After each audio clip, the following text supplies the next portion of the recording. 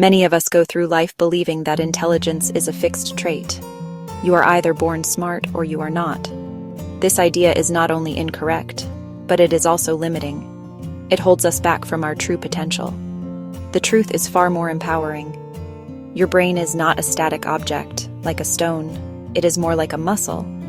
With the right exercises, it can grow stronger. With the right exercises, it can grow faster. With the right exercises, it can grow more capable. The small choices you make each day have a profound impact on your cognitive abilities. You do not have to accept the brain you have today as the brain you will have tomorrow. You can sculpt it. Think about it this way. No one expects to walk into a gym for the first time and lift the heaviest weight. You start small, you focus on form, you show up consistently. The same principle applies to your intellect. You don't become a genius overnight. You become a genius through the accumulation of small, smart habits. Each tiny action is a vote for the person you wish to become. The science behind this is called neuroplasticity. This is the brain's remarkable ability to reorganize itself by forming new neural connections throughout life. You are the architect of your own mind. If you want to become smarter, the single most effective habit is reading. But the idea of reading a book a week can feel daunting. So let's apply the 1% rule. The goal is not to finish a book. The goal is to become a reader. Instead of 50 pages, commit to 1 page, or even 1 paragraph. Make it so easy you can't say no. Anyone can read 1 page. This small action, when repeated, builds a powerful identity. You are no longer someone who wants to read more. You are a reader. The key is to reduce the friction. Place a book on your pillow. Keep a book in your bag. Keep a book on your kitchen counter. Keep a book in your car. Let your environment cue the habit. You are not relying on motivation. You are relying on your system. Reading for just 15 minutes a day adds up to over a dozen books a year. Imagine the knowledge you could accumulate. This isn't about a massive overhaul of your life.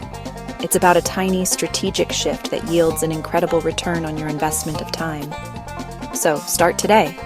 Do not wait for the perfect time or the perfect book. Read 1 page. That's it. True understanding is not achieved when you can absorb complex information, but when you can explain it in simple terms. This is the essence of the Feynman technique, named after Nobel-winning physicist Richard Feynman. He believed if you couldn't explain a concept to a first-year student, you didn't really understand it. You can apply a miniature version of this every single day. After you learn something new, from an article, from a podcast, from a conversation, take a moment to explain it to someone else, or write it down as if explaining to a child. This forces you beyond passive consumption. Teaching reveals gaps in your knowledge. You will find yourself saying, "Wait, how does that part work again?" Retrieval and articulation are powerful learning tools. They solidify neural pathways, moving info from short-term to long-term memory. Make it a simple practice. At the end of each day, ask, "What did I learn and how can I explain it simply?" Implementation is easy. After reading an interesting fact, send a quick text summarizing it. Start a phone note titled, "Things I Learned," and add 1 sentence daily. This simple act of retrieval and simplification is one of the most potent mental exercises you can perform. In our hyper-connected world, we have become, almost allergic to boredom. The moment we have a spare second, waiting in line, walking to the car, or just sitting on the couch, we reach for our phones. We fill every empty space with distraction. This constant influx of information actually prevents our brains from doing some of their most important work. We need to schedule time for productive boredom. Intentionally create moments of quiet, empty space where your mind is free to wander without a specific goal. Go for a walk without headphones. Stare out the window. Wash the dishes without a podcast playing in the background. This is when your brain's default mode network activates. It is crucial for creativity, problem-solving, and self-reflection. When you are not focused on an external task, your brain connects disparate ideas, consolidates memories, and simulates future scenarios. Many of the world's greatest aha moments did not happen while someone was staring intently at a problem. They happened in the shower, on a walk, or while doing a mundane task. You really have to give your brain the unstructured time it needs to make these novel connections. To build this habit, you need to make it obvious and easy. Schedule do-nothing time into your calendar, even if it's just for 5 minutes. Create a no-phone zone in a certain room of your house. Make time for boredom. Your brain will thank you for it. The habits we have discussed, reading daily, teaching what you learn, embracing boredom, are not isolated tricks. They are components of a larger system designed for lifelong growth. The 7th and final habit is to tie them all together with a commitment to continuous improvement. It is the habit of reflection.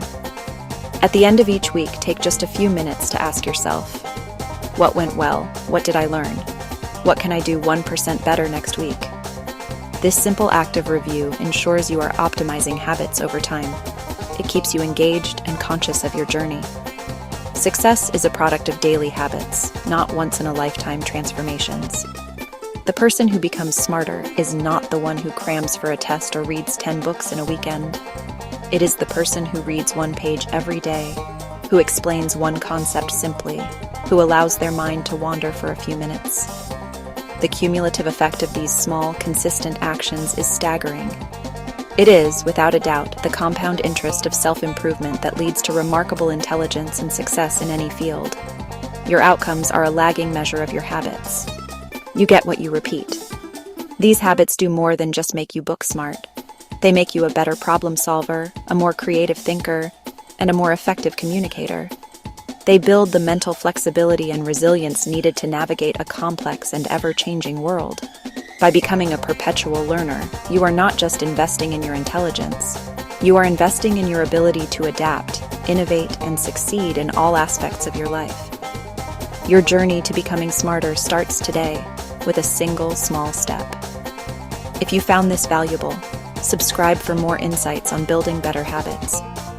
Like and share this with someone who is ready to start their journey of growth.